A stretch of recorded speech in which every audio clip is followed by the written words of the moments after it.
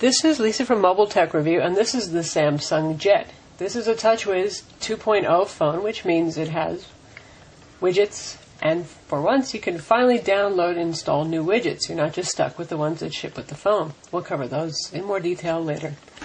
This is Samsung's TouchWiz UI, which means you've got a 3.1-inch touch screen here. It's not capacitive. It is a resistive display, but it is Samsung's AMOLED display, which means it's incredibly bright and vibrant, like the Samsung Impression on AT&T. It's a fairly small phone and plasticky, but good looking. Big call, send, and end buttons, a multi-function button down here. It's not just a traditional D-pad. And the back is very interesting looking. Let's see if I can tilt that so you can see. It's almost like a automobile taillight lens reflector. You have a 5-megapixel autofocus camera back here with a dual LED flash. It takes very good pictures, even better than the Samsung Behold. You have a dedicated 3.5mm jack up here. This is the USB port for syncing, charging. And you've got the 3D launcher button over here and the camera button. This is the camera. This is the 3D launcher. There's actually a second 3D UI on the phone. And this over here is the screen lock button. Nothing much going on the bottom except for the microphone.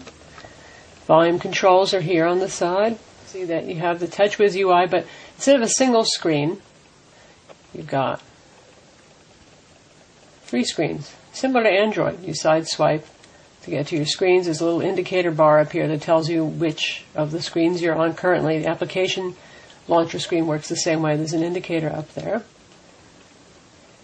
And you can put different widgets on different desktop screens. That's what's really useful about this, because obviously you've got these widgets here, and before you know it, it's just a total litter of things, and you can't see anything. You can pick up and move these guys around. And if you want anything else, you can just tap on it here. Turn here, so you've got a Wi-Fi control widget. There's a whole lot of widgets here. You've got Bluetooth, Wi-Fi, YouTube player, profiles, notepads, variety of clocks, Samsung's usual birthday reminders, a widget setting widget, and one that allows you to download more widgets from Samsung. Since this is an import phone, there's a lot of international widgets in here, including things like Das Bild in German and Chef Koch. But there's plenty enough for those of us who speak English to have fun with. Speaking of international, this is an import GSM phone. It's unlocked. It's quad-band GSM with Edge, so it'll work on any GSM carrier, which means AT&T and T-Mobile in the U.S. primarily. Won't work on Verizon or Sprint. It has 3G, but it's only overseas 3G. This will not work on 3G here in America. We don't know if any carrier is going to pick up this phone. It is available via a few carriers overseas. In a way, I think it's kind of the poster child for everything Samsung can put into a TouchWiz phone. It has every feature under the sun, from the AMOLED touchscreen display to the 5-megapixel camera, GPS, Wi-Fi, Bluetooth. It can shoot 720-pixel wide video. It has a DivX player. So you name it, it's in here. It's got haptic feedback. It has an accelerometer. It has a proximity sensor. And it has gesture settings, too. Let's take a look at the traditional launcher first, and we'll get into gesture settings and the 3D stuff. So, here's the 3 menus of applications. Got Exchange Active Sync on here, World Clock, Memos, Google Shortcut, Calculator, Unit Converter, a pretty nice music player. It's similar to other TouchWiz phones like the Samsung Highlight on T-Mobile and the Eternity on AT&T. Some games, an FM radio, a video editor, stopwatch, and Samsung's new Dolphin web browser, which looks sort of like Netfront that they have been using, but it's got some tweaks, and it's a full HTML browser. We'll take a look at that. Navigation doesn't do much in this country. It's really geared for overseas, but Google Maps does work fine on the phone. And if good old-fashioned 2D is a little too boring for you, you can press the side button here and start up first the motion tutorial, and then after that you can see the 3D launcher cube. You can scroll around. See the games, FM radio, photo viewer, music player, web browser, and so on.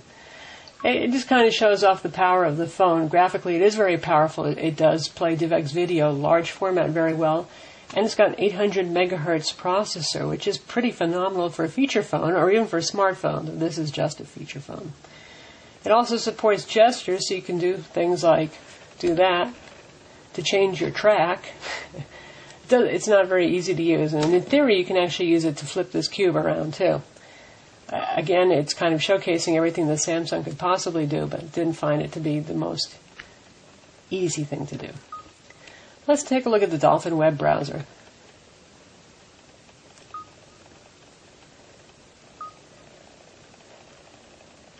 We'll take a look at our own website. The browser supports the accelerometer. Pretty much every application on this phone does. And again, the UI isn't that different from NetFront that we've been seeing on the Eternity, the Highlight, the Samsung Solstice, the Impression. And we are doing this over Edge. We don't have Wi-Fi turned on right now, so it's not going to be amazingly fast.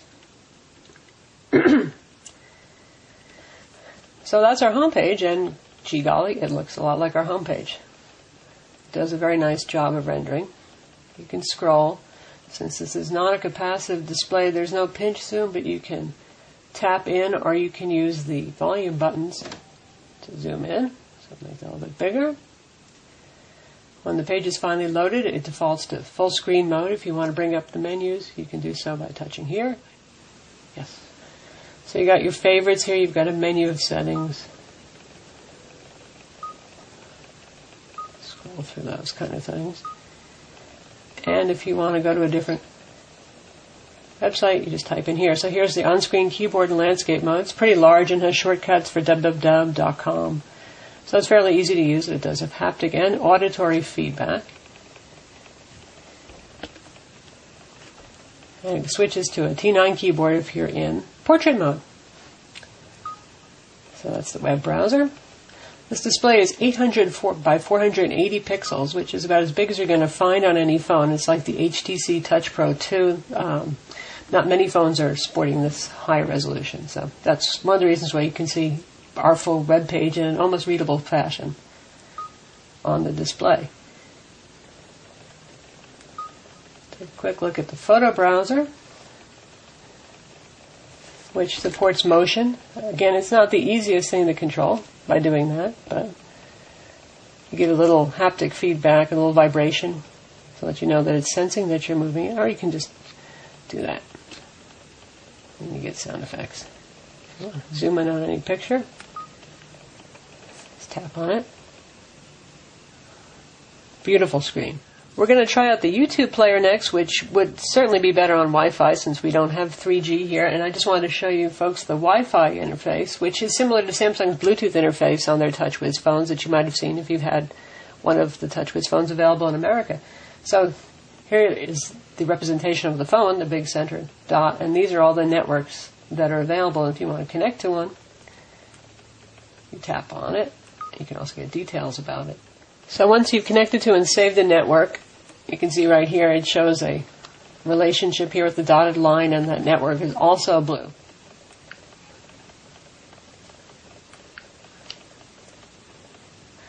YouTube Player really just goes to the mobile version of YouTube.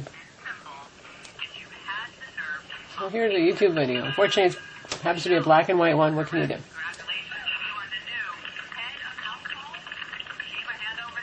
That's smooth. Looks good. Fills up most of the screen. And the sound's quite good. This thing has an excellent speaker on it. Sound effects are very loud. The speakerphone is loud and clear. Let's just give it a real quick comparison to the Eternity on AT&T. As you can see, it's actually a little bit smaller than the Eternity.